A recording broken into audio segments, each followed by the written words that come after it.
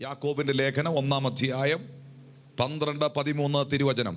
പരീക്ഷ സഹിക്കുന്ന മനുഷ്യൻ ഭാഗ്യവാൻ, അവൻ കൊള്ളാവുന്നവനായി തെളിഞ്ഞ ശേഷം കർത്താവ് തന്നെ സ്നേഹിക്കുന്നവർക്ക് വാഗ്ദത്തം ചെയ്ത ജീവകിരീടം പ്രാപിക്കും.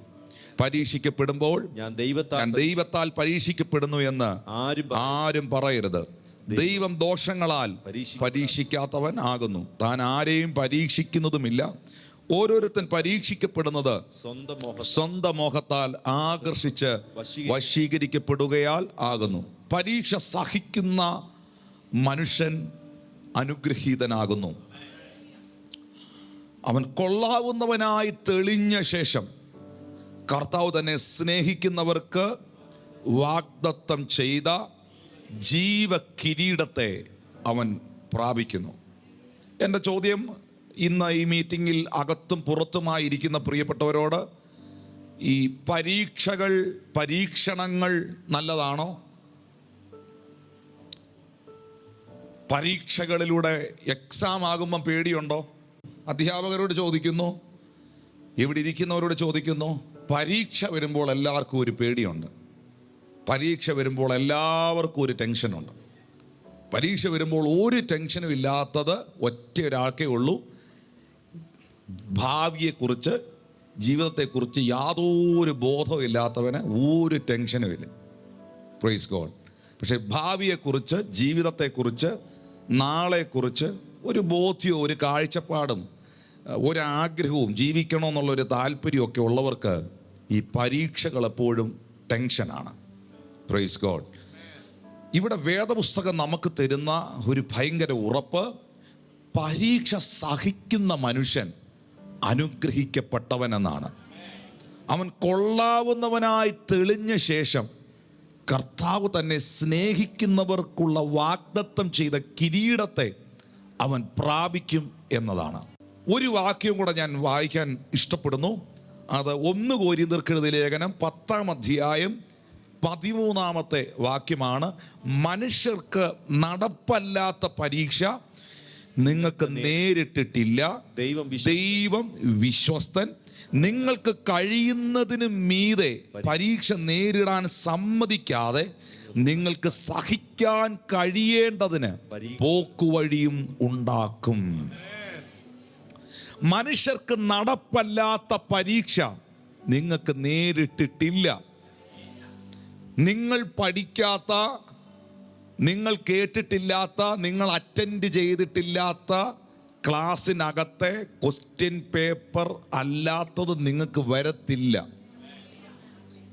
10-ാം ക്ലാസ്സിൽ പഠിച്ചവൻ മാത്രം 10-ാം ക്ലാസ്സിൻ്റെ പരീക്ഷ എഴുതിയാൽ മതി. ആരും മിണ്ടുന്നില്ല. 7-ാം ക്ലാസ്സിൽ പഠിക്കുന്നവന് 9-ാം ക്ലാസ്സിൻ്റെ പരീക്ഷ എഴുതണ്ട. 10-ാം ക്ലാസ്സിൽ പഠിക്കുന്നവൻ ഒരിക്കലും +2ൻ്റെ എക്സാം എഴുതണ്ട. നീ ഇപ്പോൾ ആയിരിക്കുന്ന ക്ലാസ്സിൽ നിനക്ക് ട്രെയിനിങ് കിട്ടിയതിനകത്തെ ക്വസ്റ്റ്യൻ പേപ്പർ മാത്രമേ നിന്റെ മുമ്പിൽ വരത്തുള്ളൂ. അതുകൊണ്ട് ദൈവം പറയുന്നു, നിങ്ങൾക്ക് നടപ്പല്ലാത്ത, നിങ്ങൾക്ക് കൈകാര്യം ചെയ്യാൻ മേലാത്ത ഒരു പരീക്ഷയും നിങ്ങൾക്ക് ഇതുവരെ നേരിട്ടിട്ടില്ല. ഇനി അവിടം കൊണ്ട് തീരുന്നില്ല. അടുത്ത വാക്ക് എനിക്ക് ഇംഗ്ലീഷിൽ എഴുതിയിരിക്കുന്നതാണ് കുറച്ചുകൂടെ പറയാൻ, നമ്മുടെ ഭാഷയിൽ പറഞ്ഞ ഒരു പഞ്ചുള്ളത്. God is faithful. ദൈവം വിശ്വസ്തൻ. ഇന്ന് ഈ ശുശ്രൂഷയിൽ ഇതിനകത്തും പുറത്തും പങ്കെടുക്കുന്ന എത്ര ദൈവമക്കൾക്ക് പറയാൻ കഴിയും, ഞാൻ പലതിനെയും നേരിടുന്നുണ്ട്, പല പരീക്ഷകളിലൂടെ കടന്നു പോകുന്നുണ്ട്, പല പരീക്ഷണങ്ങളും ജീവിതത്തിൽ ഉണ്ടാകുന്നുണ്ട്. പക്ഷേ ഇതിൻ്റെ എല്ലാ മധ്യയിലും my god is faithful to me. ദൈവം വിശ്വസ്തൻ. എനിക്ക് കൈകാര്യം ചെയ്യാൻ കഴിയാത്ത വിഷയങ്ങളുടെ നടുവിലൂടെ ഞാൻ കടന്നു പോയപ്പോഴും ദൈവം എനിക്ക് വിശ്വസ്തൻ. എനിക്ക് കൈകാര്യം ചെയ്യുവാൻ കഴിയുന്ന കാര്യത്തിലൂടെ ഞാൻ പോയപ്പോഴും ദൈവം എനിക്ക് വിശ്വസ്തൻ. മനുഷ്യർ മുഴുവൻ എനിക്ക് എതിരായപ്പോഴും ദൈവം എനിക്ക് വിശ്വസ്തൻ. വിശ്വസ്തൻ. ലോകം മുഴുവൻ എതിര് നിന്നപ്പോഴും ദൈവം എനിക്ക് വിശ്വസ്തൻ. അപ്പാ, you are faithful to me. You are faithful to my house. You are faithful to my children. You are faithful, Lord. You are faithful, Lord. നിന്റെ ഭവനത്തിന്റെ ലോണുകളുമായുള്ള ബന്ധത്തിലും നിന്റെ സാമ്പത്തിക ഞെരുക്കങ്ങളുടെ നടുവിലും, ആമേൻ, ഹാല, നിന്നെ സ്വീകരിച്ചവർ, നിന്നെ കൊണ്ടു നടന്നവർ, നിന്നെ ഒപ്പം നിർത്തിയവർ, നിനക്കെതിരായി തീരുന്ന രംഗങ്ങളിലും ദൈവം വിശ്വസ്തൻ. നിങ്ങൾക്ക് കഴിയുന്നതിന് മീതെ പരീക്ഷ നേരിടാൻ സമ്മതിക്കാതെ നിങ്ങൾക്കത് സഹിക്കാൻ കഴിയേണ്ടതിന് പരീക്ഷയോട് കൂടെ പോക്കുവഴി ഉണ്ടാക്കും, പരിഹാരം ഉണ്ടാക്കും, ആ വിഷയത്തിൽ വിടുതൽ ഉണ്ടാക്കും. ദൈവത്തിന്റെ കരം അതിനകത്ത് ചലിക്കുവാൻ ഇടയായി തീരും. നമുക്ക് 1 കൊരിന്ത്യർ 10:13 ഒന്നുകൂടെ പറയാം. മനുഷ്യർക്ക് നടപ്പല്ലാത്ത പരീക്ഷ നിങ്ങൾക്ക് നേരിട്ടിട്ടില്ല. ദൈവം വിശ്വസ്തൻ. നിങ്ങൾക്ക് കഴിയുന്നതിന് മീതെ പരീക്ഷ നേരിടാൻ സമ്മതിക്കാതെ നിങ്ങൾക്ക് സഹിക്കുവാൻ കഴിയേണ്ടതിന് പരീക്ഷയോട് കൂടെ പോക്കുവഴിയും ഉണ്ടാക്കും. ഇത് ഭയങ്കരമായിട്ട് ക്ലിയർ ആകുന്ന, ഇത് നമ്മുടെ മുമ്പിൽ ദൈവം ഈ പറഞ്ഞത് സത്യമാണെന്ന് തെളിയിക്കുന്ന ഒരു സംഭവത്തിലേക്ക് നിങ്ങളെ കൊണ്ടുപോവാണ്. ഉൽപ്പത്തി 22, ഉൽപ്പത്തി പുസ്തകം 22, 1 മുതൽ 3 വരെയുള്ള വാക്യങ്ങൾ പ്രാരംഭത്തിൽ വായിക്കണം. അതിന്റെ ശേഷം ദൈവം അബ്രഹാമിനെ പരീക്ഷിച്ചത് എങ്ങനെയെന്നാൽ, അബ്രഹാമേ എന്ന് വിളിച്ചതിന് ഞാനിതാ എന്ന് അവൻ പറഞ്ഞു. അപ്പോൾ അവൻ, നിന്റെ മകനെ, നീ സ്നേഹിക്കുന്ന നിന്റെ ഏകജാതനായ ഇസഹാക്കിനെ തന്നെ കൂട്ടിക്കൊണ്ട് മോറിയാദേശത്ത് ചെന്ന് അവിടെ ഞാൻ നിന്നോട് കൽപ്പിക്കുന്ന ഒരു മലയിൽ അവനെ ഹോമയാഗം കഴിക്ക എന്ന് അരുളി ചെയ്തു. അബ്രഹാം അധികാലത്ത് എഴുന്നേറ്റ് കഴുതയ്ക്ക് കോപ്പിട്ട് കെട്ടി ബാലിക്കാരിൽ 2 പേരെയും തൻ്റെ മകൻ ഇസഹാക്കിനെ കൂട്ടി ഹോമയാഗത്തിന് വിറക് കീറി എടുത്തും കൊണ്ട് പുറപ്പെട്ടു. ദൈവം തന്നോട് കൽപ്പിച്ച സ്ഥലത്തേക്ക് പോയി. 6 മുതൽ അബ്രഹാം ഹോമയാഗത്തിനുള്ള വിറകെടുത്ത് തന്റെ മകനായ ഇസഹാക്കിന്റെ ചുമലിൽ വെച്ചു. തീയും കത്തിയും താൻ എടുത്തു. ഇരുവരും ഒന്നിച്ച് നടന്നു. അപ്പോൾ ഇസഹാക്ക് തന്റെ അപ്പനായ അബ്രഹാമിനോട്, അപ്പാ എന്ന് പറഞ്ഞതിന് അവൻ, എന്താകുന്നു മകനെ എന്ന് പറഞ്ഞു. തീയും വിറകുമുണ്ട്, എന്നാൽ ഹോമയാഗത്തിന് ആട്ടിൻകുട്ടി എവിടെ എന്ന് അവൻ ചോദിച്ചു. ദൈവം തനിക്ക് ഹോമയാഗത്തിന് ഒരാട്ടിൻകുട്ടിയെ നോക്കിക്കൊള്ളൂ മകനെ എന്ന് അബ്രഹാം പറഞ്ഞു. പരീക്ഷ, മനുഷ്യർക്ക് നടപ്പല്ലാത്ത പരീക്ഷ നിങ്ങൾക്ക് നേരിട്ടിട്ടില്ല. ദൈവം വിശ്വസ്തൻ. നിങ്ങൾക്ക് കഴിയുന്നതിന് മീതെ പരീക്ഷ നേരിടാൻ സമ്മതിക്കാതെ നിങ്ങൾക്ക് സഹിക്കാൻ കഴിയേണ്ടതിന് പോക്കുവഴി ഉണ്ടാക്കും എന്നുള്ളതിൻ്റെ ഒന്നാമത്തെ തെളിവ് ഇപ്പോൾ വായിച്ച്. ഇപ്പോൾ ഈ പരീക്ഷ എഴുതുന്ന ആളുടെ പേര്, എക്സാമിനേഷൻ്റെ ഹോൾ ടിക്കറ്റ് കിട്ടിയിരിക്കുന്ന ആളുടെ പേര് അബ്രഹാം എന്നാണ്. ജീവിതത്തിൽ ഏതെങ്കിലും ഒരു പരീക്ഷ ദൈവം നിങ്ങളെ കൊണ്ട് എഴുതിപ്പിക്കുമ്പം പ്രത്യേക ശ്രദ്ധയ്ക്ക്, നിങ്ങൾ ആ പരീക്ഷ എഴുതാൻ തയ്യാറായില്ലെങ്കിൽ നിങ്ങൾക്ക് വീണ്ടും ആ ക്ലാസ്സിൽ തുടരേണ്ടി വരും. ആരും മിണ്ടുന്നില്ല. പഴയ ക്ലാസ്സിൽ തന്നെ വീണ്ടും തുടരേണ്ടി വരും. പഴയ ക്വസ്റ്റ്യൻ പേപ്പർ തന്നെ വീണ്ടും വന്നുകൊണ്ടിരിക്കും. ഈ പലതിലും ജയിക്കാൻ പറ്റാത്തവരുണ്ട്, ഇതിനകത്ത് തോറ്റു കിടക്കുന്നവരുണ്ട്. അതേ ക്വസ്റ്റ്യൻ പേപ്പർ തന്നെ അവർ പിന്നെ എഴുതിക്കൊണ്ടിരിക്കുക. എന്ന് ആ ക്വസ്റ്റ്യൻ പേപ്പർ നീ എഴുതി അങ്ങ് ജയിക്കുന്നോ, പിന്നെ നിന്റെ മുമ്പിൽ ആ ക്വസ്റ്റ്യൻ പേപ്പർ ഇല്ല.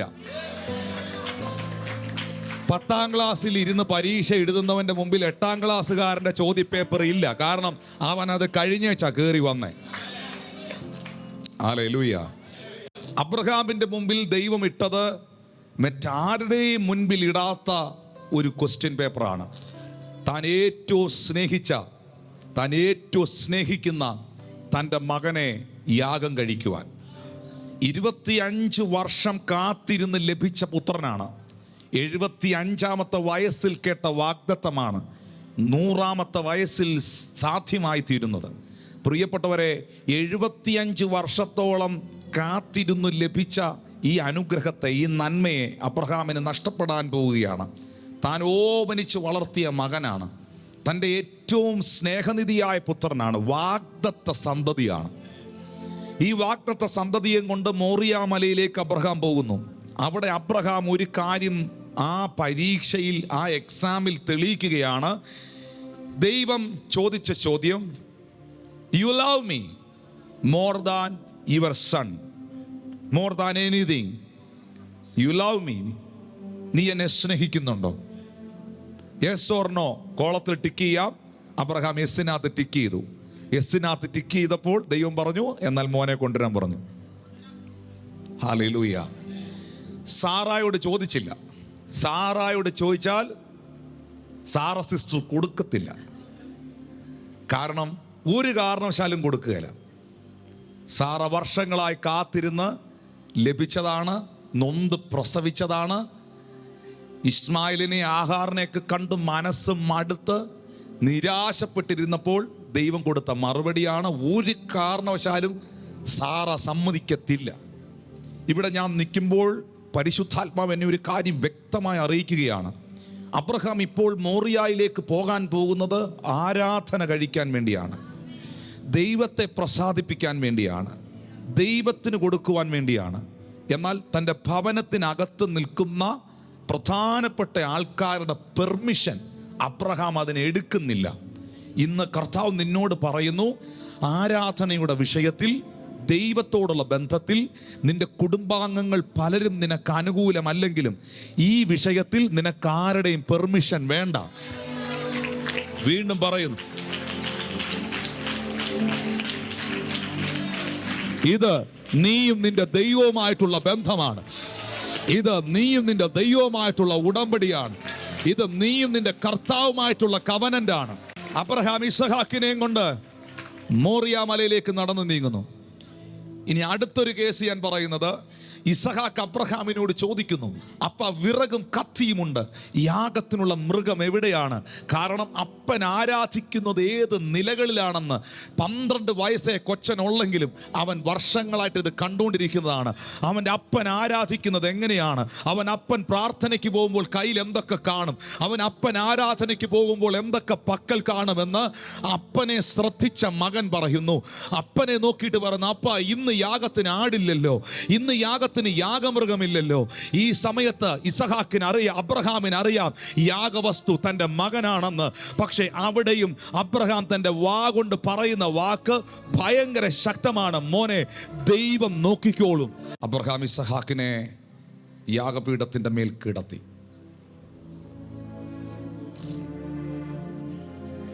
തൻ്റെ അരയിൽ നിന്ന് കത്തി ഊരി മകന്റെ മാറ് പിളർന്ന് ദൈവത്തിനൊരു യാഗമാക്കുവാൻ അബ്രഹാം തീരുമാനിച്ചു. ഞാൻ അവിടെ കാണുന്നൊരു കാഴ്ചയുണ്ട്. കത്തിക്കും ഇസഹാക്കിനും ഇടയിൽ കയറിയൊരു ദൈവം. ഞാൻ വീണ്ടും ചില പ്രസംഗങ്ങളിൽ നിങ്ങൾ അത് കേട്ട് കാണാം. പക്ഷെ മറ്റൊരു കാര്യം അതിൽ നിന്ന് ദൈവം എന്നോട് പറയുകയാണ്. ഈ സമയം എന്ന് പറയുന്ന കാര്യം ഭയങ്കര ഇമ്പോർട്ടൻ്റ് ആണ്. ഒരു 2 സെക്കൻഡ് കൂടെ വൈകിയാൽ ഈ കത്തി അവൻ്റെ അകത്ത് കയറും. 2 സെക്കൻഡ്. ഇത് ഊങ്ങുന്നതും കുത്തുന്നതിൻ്റെ ഇടയിൽ വിത്തിൻ 3 സെക്കൻഡ് ഓർ 4 സെക്കൻഡേ ഉള്ളൂ. അത്രയില്ല. 1, 2, 3 എന്ന് പറയുന്ന സമയമേ ഉള്ളൂ. കത്തി ഊങ്ങി ഊക്കിൽ എന്നാലേ മാറ് പിളർന്ന് യാഗമാക്കാൻ പറ്റുള്ളൂ. ഇസഹാക്കിനെ യാഗമാക്കാൻ, കാരണം അബ്രഹാം അങ്ങനെ ഒത്തിരി ആടിനെയൊക്കെ പിളർന്ന ആളാ. യാഗമാക്കാൻ കൈ ഊങ്ങുമ്പോൾ ഇസഹാക്കിനും കത്തിക്കും ഇടയിൽ ദൈവം കയറിയിട്ട് പറഞ്ഞു, ബാലന്റെ മേൽ കൈവെക്കരുത്. ഇവിടെ ഒരു പ്രൊഫറ്റിക്കൽ വേർഡ് കയറി വരുന്നു. ടൈമിംഗ് തെറ്റുന്നില്ല. നിന്നോട് കർത്താവ് പറയുന്നു, സമയം കഴിഞ്ഞു പോയി എന്ന് നീ പറയുമ്പോൾ ദൈവം പറയുന്നു, സമയം കഴിഞ്ഞിട്ടില്ല, എൻ്റെ സമയം വരികയാണ്, എൻ്റെ സമയം വരികയാണ്, എൻ്റെ സമയം വരികയാണ്. നിന്നോടുള്ള ബന്ധത്തിൽ എൻ്റെ സമയം വരികയാണ്. നിന്നോടുള്ള ബന്ധത്തിൽ എൻ്റെ സമയം വരികയാണ്. പ്രിയപ്പെട്ടവരെ, വിശുദ്ധ ബൈബിൾ പറയുന്നു, ടൈമിംഗ് തെറ്റാതെ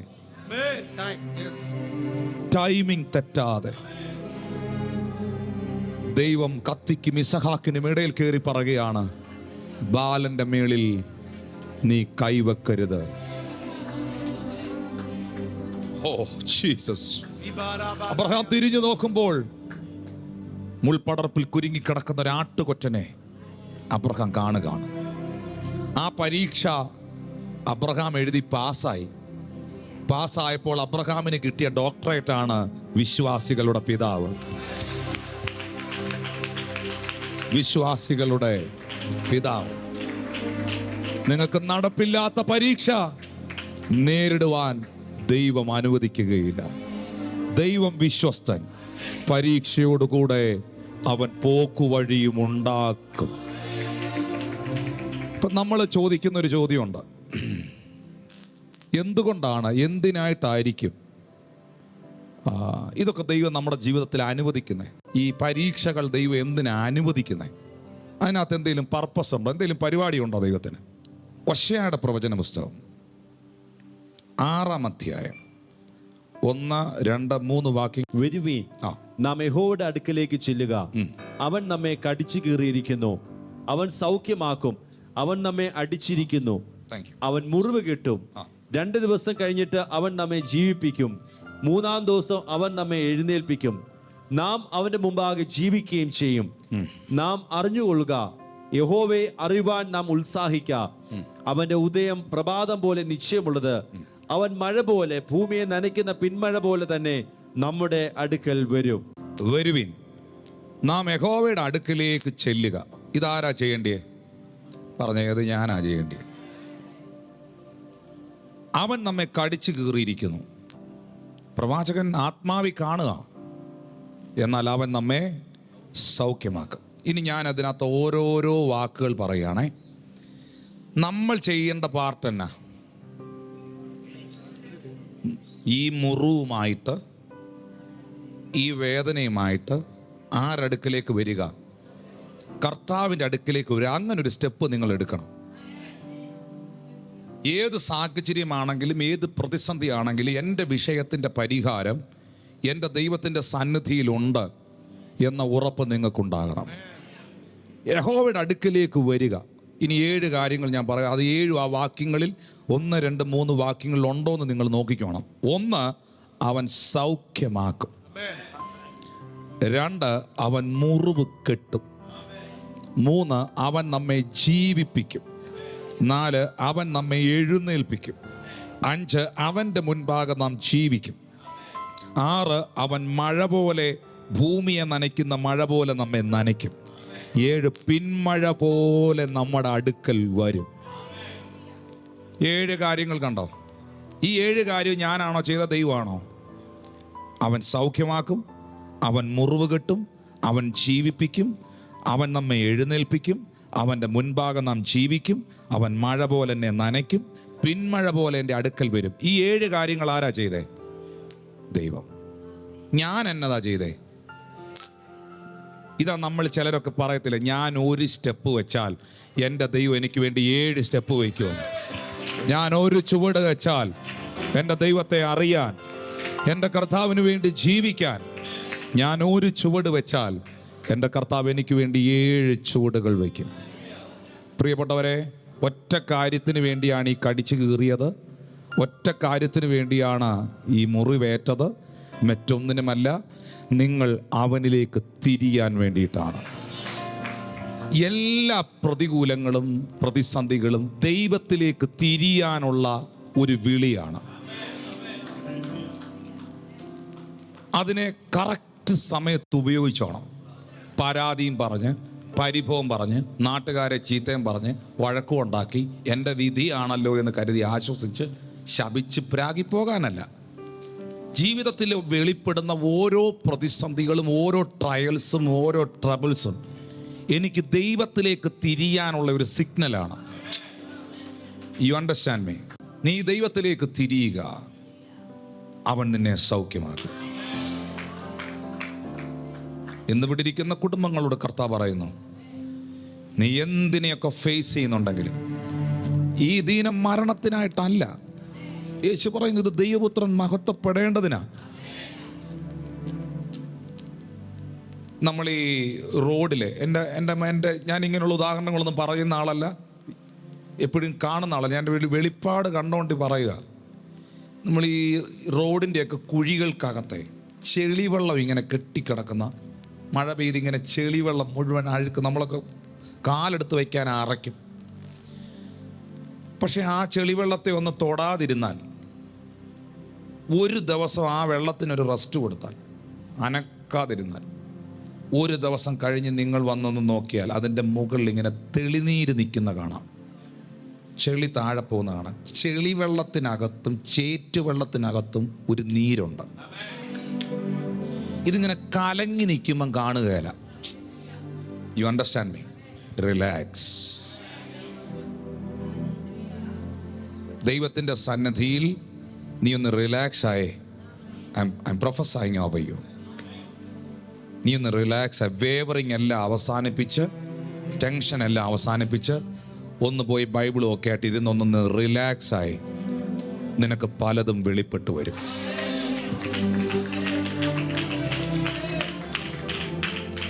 കർത്താവ് നിന്നോട് പലതും പറയും. ആ കറക്റ്റ് തെളിനീരിനെ മേളിൽ കൊണ്ടുവരും. അതുമായിട്ടുള്ള ബന്ധത്തിൽ നീ ഒന്ന് ഡീൽ ചെയ്യാൻ തുടങ്ങി, അത്ഭുതം നടക്കുന്നത് കാണാൻ തുടങ്ങി. ചേർന്നൊരു ഹല്ലേലൂയ പറഞ്ഞ്, ഇത് കർത്താവ് നിങ്ങളോട് പറയുന്ന ഒരു ആലോചനയാണ്. Do not wavering, relax. ശാന്തമാക. Your time is coming, your day is coming. സമയം തെറ്റുകയില്ല. എൻ്റെ കർത്താവിനെ പോലെ right time. Is not early, is not late. നേരത്തെ വരികയില്ല, താമസിച്ചും വരികയില്ല. കൃത്യ സമയമായിരിക്കും. ആ കൃത്യ സമയത്ത് ദൈവം ആ കാര്യം ചെയ്തിരിക്കും. സമയത്തെക്കുറിച്ച് ഞാൻ പറഞ്ഞല്ലോ. യെശയ്യാവിൻ്റെ പ്രവചന പുസ്തകം 55:6-7 വാക്യം. യഹോവയെ കണ്ടെത്താവുന്ന സമയത്ത് അവനെ അന്വേഷിപ്പീൻ, അവൻ അടുത്തിരിക്കുമ്പോൾ അവനെ വിളിച്ചപേക്ഷിപ്പീൻ. അങ്ങനൊരു സമയം എല്ലാവർക്കും ദൈവം തരും. ദുഷ്ടൻ തൻ്റെ വഴിയെയും നീതി കെട്ടവൻ തൻ്റെ വിചാരങ്ങളെ ഉപേക്ഷിച്ച് യഹോവയിലേക്ക് തിരിയട്ടെ. യെശയ്യാ 55:6-7. ദുഷ്ടൻ തൻ്റെ വഴിയും നീതി കെട്ടവൻ തൻ്റെ വിചാരങ്ങളെ ഉപേക്ഷിച്ച് യഹോവയിലേക്ക് തിരിയട്ടെ, അവൻ അവനോട് കരുണ കാണിക്കും. നമ്മുടെ ദൈവത്തിലേക്ക് തിരിയട്ടെ, അവൻ ധാരാളം ക്ഷമിക്കും. അടുത്തിരിക്കുന്ന കൈ കൊടുത്ത് പറയുക, ദൈവത്തിലേക്ക് തിരിയുക. പ്രശ്നങ്ങളിലേക്ക് ഇങ്ങനെ തിരിഞ്ഞിരിക്കാതെ, അതിനെ നോക്കി ഇങ്ങനെ ടെൻഷൻ അടിച്ചിരിക്കാതെ, ഒന്ന് ഓടി വന്നേ കർത്താവിൻ്റെ സന്നിധിയിലേക്ക്. ദൈവത്തിലേക്ക് തിരിയുക. കർത്താവിലേക്ക് നിങ്ങൾ ദുഷ്ടത വിട്ട് നിങ്ങളുടെ വിചാരങ്ങളെ ഉപേക്ഷിച്ച് കർത്താവിലേക്ക് തിരിഞ്ഞാൽ അവൻ നിങ്ങളോട് കരുണ കാണിക്കും. അവൻ നിങ്ങളോട് ധാരാളം ക്ഷമിക്കും. ഇളയ മകൻ മുടിയനായ പുത്രൻ പന്നിക്കൂട്ടിൽ ഇരുന്നു കൊണ്ടൊരു തീരുമാനമെടുത്തു, ഞാൻ എൻ്റെ അപ്പൻ്റെ വീട്ടിലോട്ട് പോവും, ഞാൻ ദൈവത്തിലേക്ക് തിരിയും. ശരിക്കും ആ ഒരു തീരുമാനം ഇന്നിവിടെ ആരൊക്കെ എടുക്കുമോ? എൻ്റെ പാപ വഴികളെ വിട്ട്, ഞാനിപ്പോൾ പോകുന്ന ഈ സാഹചര്യങ്ങളെ വിട്ട്, ഈ സത്യവചനത്തിന് വേണ്ടി എൻ്റെ ജീവിതം ഞാൻ സമർപ്പിച്ച് ഞാൻ എൻ്റെ കർത്താവിലേക്ക് തിരിയാൻ പോവാം, എൻ്റെ സ്രഷ്ടാവിലേക്ക് തിരിയാൻ പോവാം. ഈ ഒരൊറ്റ തീരുമാനം മതി നിങ്ങളുടെ ജീവിതത്തിൽ 7 അത്ഭുതങ്ങൾ നടക്കാൻ. ആവർത്തന പുസ്തകം 32-10-11 വാക്യങ്ങളെന്ന് വായിച്ചു. താൻ അവനെ മരുഭൂമിയിലും ഓളി കേൾക്കുന്ന ശൂന്യപ്രദേശത്തിലും കണ്ടു. അവനെ ചുറ്റി പരിപാലിച്ച് കൺമണി പോലെ അവനെ സൂക്ഷിച്ചു. കഴുകൻ തൻ്റെ കൂടനക്കി കുഞ്ഞുങ്ങൾക്ക് മീതെ പറക്കും പോലെ താൻ ചിറകു പിരിച്ച് അവനെ എടുത്ത് തൻ്റെ ചിറകന്മേൽ അവനെ വഹിച്ചു. എന്തിനാണ് പരീക്ഷ? കഴുകൻ ഈ കുഞ്ഞുങ്ങളെ മുട്ടയിട്ട് വിരിയിച്ചെടുക്കുന്ന പ്രതലം എന്ന് പറയുന്നത് പരുക്കൻ പ്രതലമാണ്. സോഫ്റ്റ് ആയിട്ടുള്ള പ്രതലമല്ല. ഒന്നെങ്കിൽ ഏറ്റവും പാറയുടെ മുകൾ വശം, അല്ലെങ്കിൽ ഏറ്റവും ഉയരമുള്ള ഏറ്റവും കട്ടിയുള്ള വൃക്ഷം, ഏറ്റവും ടോപ്പ്. എപ്പോഴും ഉയരമേ എടുക്കുള്ളൂ. അതിനകത്ത് കൊണ്ടുവയ്ക്കുന്ന സാധനം പ്രാവ് കൊണ്ടുവയ്ക്കുന്ന, കുരുവി കൊണ്ടുവയ്ക്കുന്ന സാധനമല്ല. വലിയ കമ്പ്, ചുള്ളി, ഭയങ്കര പരുക്കൻ പ്രതലമായിരിക്കും. കുഞ്ഞുനാൾ മുതലേ ഇതിൻ്റെ മാംസത്തിനകത്തൊക്കെ ഇത് കൊണ്ടാണ് ഇത് വളരുന്നത്. ഇത് പറക്കാൻ പരുവമായി എന്ന് ഈ കഴുകന് മനസ്സിലാകുമ്പോൾ കഴുകൻ എന്നാ ചെയ്യുന്നതെന്നറിയോ? ഇതിനെ കൊത്തിപ്പൊക്കും, എന്നിട്ട് ഇങ്ങനെ ചിറകടിച്ച് മുകളിലോട്ട് കയറും, എന്നിട്ട് അങ്ങ് വീടും. അപ്പോ കൊച്ചിന് തോന്നണം, അയ്യോ ഞാനിപ്പോ താഴെ വീഴും, തറയിൽ പോകും, ഞാൻ വീണ് പോകും, ഞാൻ തകർന്നു പോകും, ഞാൻ വീണ് പോകും എന്ന് നിനക്ക് തോന്നണം. നിനക്കങ്ങനെ തോന്നിയാൽ മാത്രമേ നീ മേലോട്ട് നോക്കുള്ളൂ. നിനക്കങ്ങനെ ഒരു ഫീല് കിട്ടിയില്ല എന്നുണ്ടെങ്കിൽ നീ ഒരിക്കലും ഇതിനെ ആശ്രയിക്കുകയില്ല. നിനക്കങ്ങനെ ഒരു ഫീല് കിട്ടിയില്ല എന്നുണ്ടെങ്കിൽ നീ മൈൻഡ് പോലും ചെയ്യില്ല, നീ പറന്ന് നിന്റെ വഴിക്ക് പോകും. നീ അങ്ങനെ പറന്ന് നിന്റെ വഴിക്ക് പോകണ്ട. നിന്റെ സ്രഷ്ടാവ് മേളി നിപ്പുണ്ട്. ഇതാരോടുള്ള ദൂത. നീ ഭയങ്കര മിടുക്കനായിരിക്കും, നീ ഭയങ്കര ശക്തനായിരിക്കും, അങ്ങനൊന്നും നിനക്ക് പോകാൻ പറ്റുകയില്ല. എന്നിൽ ആശ്രയിക്കാതെ നിനക്ക് പറക്കാൻ കഴിയുകയില്ല. കുഞ്ഞിന് തോന്നണം വീഴുവെന്ന്, തീർന്നെന്ന് തോന്നണം. ആ ഫീല് നിനക്ക് വരണം. എന്നെ സഹായിക്കാൻ ആരും ഇല്ലെന്ന് നിനക്ക് തോന്നണം. എല്ലാം കഴിയുവാണെന്നുള്ള ചിന്ത നിന്റെ അകത്ത് വരണം. അങ്ങനെ വന്നാൽ മാത്രമേ ഈ ചിറകിന്റെ കരുത്തെന്താണെന്ന് നീ അറിയുള്ളൂ.